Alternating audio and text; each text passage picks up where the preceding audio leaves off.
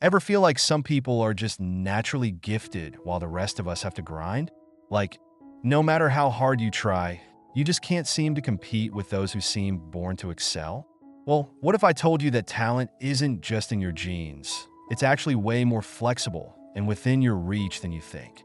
And today, we're diving into the truth about talent, when it matters, when it doesn't, and how you can maximize your own potential regardless of the hand you were dealt. The idea that talent determines success is powerful. But here's a twist. What if talent isn't just something you're born with? Sure, some people may start with a genetic advantage, but the real magic happens when talent meets environment and practice. And the best part? You can shape your environment and practice in ways that work for you. So, let's look at how you can boost your own talent through 3 practical strategies, regardless of where you're starting from. First, let's explore something critical, finding your natural inclinations. We all have certain things we're drawn to, things that, frankly, feel easier for us than they might for others. Take some time to think about what activities feel natural for you. When you align your efforts with these strengths, you're not only tapping into any genetic gifts you may have, you're also leveraging your brain's reward system. When we enjoy something, we're more likely to do it more often, which is key to skill building. So, rather than forcing yourself into a mold that doesn't fit, look for ways to play to your strengths. Imagine 2 people who want to get fit. One loves running, the other can't stand it but loves lifting weights. If each person focuses on what feels more enjoyable, they're more likely to stick with it and see real progress. So, step 1 is to identify what comes naturally to you or what you genuinely enjoy, and then make it the focal point of your growth. The next step is what we call deliberate practice. But this isn't just about repetition. Deliberate practice means working on your weaknesses within your strengths. For example, let's say you're a naturally good writer, but struggle with grammar. Rather than just writing more and hoping it'll improve, focus on mastering grammar rules specifically.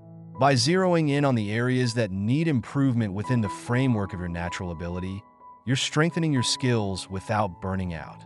And there's another side to this, working on your weaknesses where it matters most.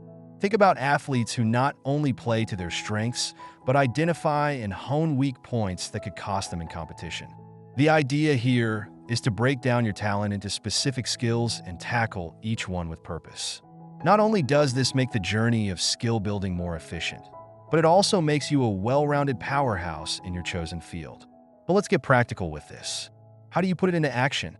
Start by setting up a structured practice routine that has you working on different aspects of your skill with a specific focus on weaker areas. For example, if you're trying to improve at playing the piano and have a natural ear for music but struggle with reading sheet music, spend dedicated time each day reading music, even if it feels uncomfortable. With consistent practice, you'll soon see that this weakness can be turned into a strength, filling out your overall talent.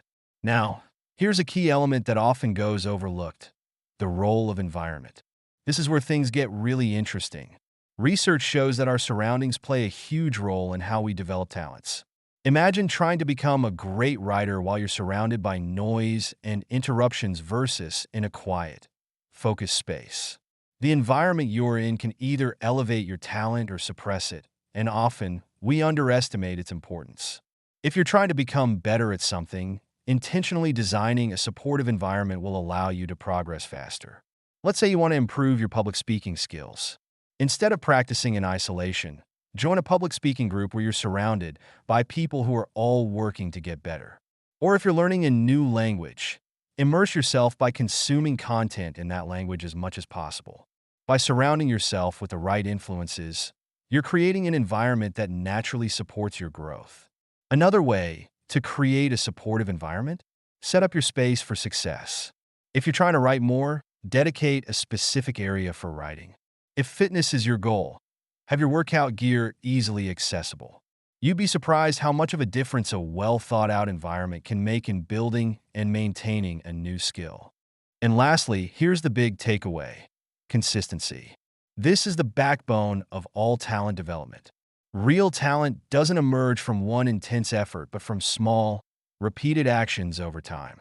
When you make a habit of practicing your chosen skill regularly, you start to see results that feel natural, even if they're the result of consistent hard work. You might think that people with natural talent have some magical gift, but in reality, they've often just built strong habits around their interests. And you can do the same. In the end, talent is about combining your strengths with targeted, consistent practice in a supportive environment. Don't get caught up in the myth that success is out of reach because you weren't born with a particular skill.